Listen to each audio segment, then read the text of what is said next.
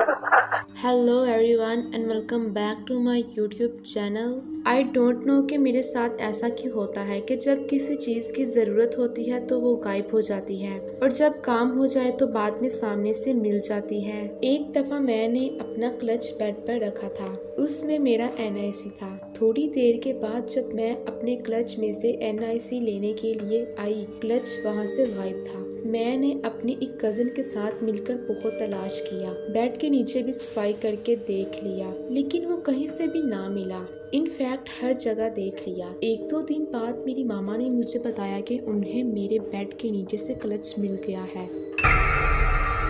I was shocked क्योंकि मैंने तो उसे हर जगह तलाश कर लिया था। खैर, मैंने जब ये बात अपनी कज़न को बताई तो वो भी बहुत हैरान हुई। अगले 2 दिनों बाद फिर मेरे साथ वाक़या हुआ। I was in search of my certificate. मैंने हर जगह तलाश किया, लेकिन मुझे सर्टिफिकेट कहीं से भी ना मिला। मैंने अपनी सारी फाइल्स भी चेक कर ली थी। मेरी बहन और मेरी मामा ने भी मेरे साथ फाइल्स वगैरह चेक की कि कहीं फाइल्स के अंदर तो नहीं पड़ा हुआ, लेकिन उन्हें भी ना मिला। और जब मेरा काम हो गया तो वो सर्टिफिकेट मुझे अपनी फाइल्स के अंदर से मिल गया। मेरे साथ और भी इसी तरह के इंसिडेंट्स होते रहते हैं और मैं मेंटली काफ़ी ज़्यादा डिस्टर्ब हो चुकी हूँ, क्योंकि मेरी इम्पोर्टेंट चीज़ें ही गायब होती हैं और बाद में मिल जाती हैं। सो स्टोरी नंबर 2 मुझे उमर नामी लड़के ने सेंड की है और ये कहते हैं कि मैं और मेरा दोस्त बिजनेस के सिलसिले में एक मीटिंग अटेंड करने के लिए शहर से बाहर जा रहे थे। ये बात 2009 की है और हम उस वक्त कनाडा में थे। हमारे लिए हर एक रास्ता अलग था और नया था। By the time the meeting finished और हम घर वापस आ रहे थे, हम जंगल के रास्ते से घर वापस आ रहे थे। रास्ते में हर जगह दरख्त ही दरख्त थे। हमने रास्ते में एक कब्र को देखा और उसके साथ एक मस्जिद भी थी। हमने गाड़ी रोकी और मगरिब की नमाज अदा करने के लिए गाड़ी से नीचे उतरे। वो कब्र हमें काफी ज्यादा पुरानी लग रही थी। हम नमाज अदा करने के लिए मस्जिद के अंदर चले गए। जब हम मस्जिद के अंदर पहुंचे तो वहाँ पर ऑलरेडी 2 लोग नमाज पढ़ रहे थे। हमने भी वजू वगैरह किया और नमाज शुरू कर दी। जैसे ही हम नमाज पढ़ रहे थे तो मुझे ऐसा फील हुआ कि मेरे पीछे काफी ज्यादा लोग जल्दी जल्दी से वजू कर रहे हैं, जैसे उन्हें नमाज में देरी हो रही हो। इसीलिए वो आपस में बातें कर रहे थे, जैसे काफी ज्यादा लोग तेजी से चल रहे हैं, उन्हें किसी काम की जल्दी है। मुझे ऐसा फील हो रहा था कि वहाँ पर बच्चे भी खेल रहे थे। मुझे लगा कि शायद यहाँ करीब ही गांव होगा। हम दोनों दोस्त नमाज पढ़ रहे थे। जब मैंने नमाज वगैरह पढ़ के सलाम फेरी और पीछे देखा तो पीछे कोई भी नहीं मौजूद था।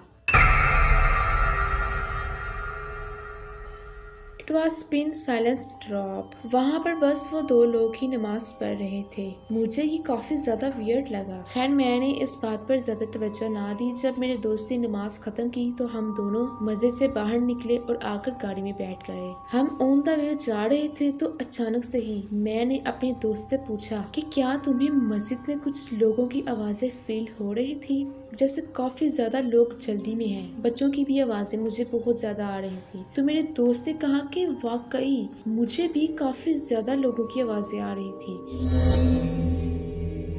मुझे लगा कि सिर्फ मेरा ही वहम है, लेकिन हम दोनों को वो आवाजें प्रॉपर तरीके से महसूस हुई थी। पीछे देखने पर कोई भी नहीं था। आई थिंक सो हमारे साथ कुछ ना कुछ बुरा जरूर हो जाता, लेकिन हम उस मस्जिद में नमाज की नियत के लिए गए थे। शायद इसी वजह से हमारे साथ ऐसा कुछ भी नहीं हुआ।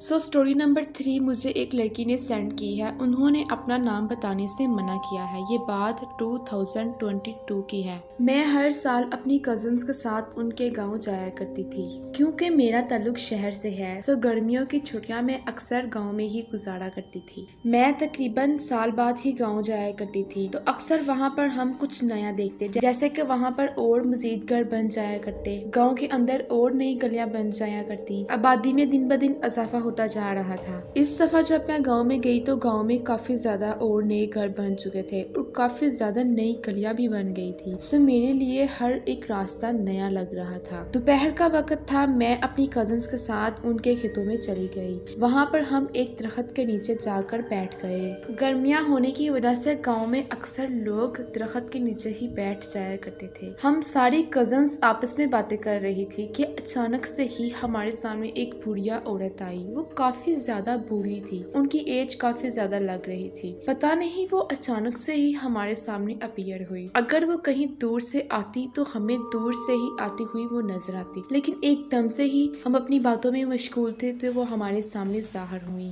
उन्होंने हमसे किसी के घर का रास्ता पूछा तो मेरी कजिन्स को तो इस गांव के बारे में पता था तो उन्होंने उनको रास्ता बता दिया। जैसे ही उन्होंने हमसे रास्ता पूछा तो पूछने के बाद वो वहां से जाने लगी। मुझे वो औरत काफी ज्यादा वियर्ड लग रही थी और हमें वो देखकर एक क्रीपी सी स्माइल दे रही थी।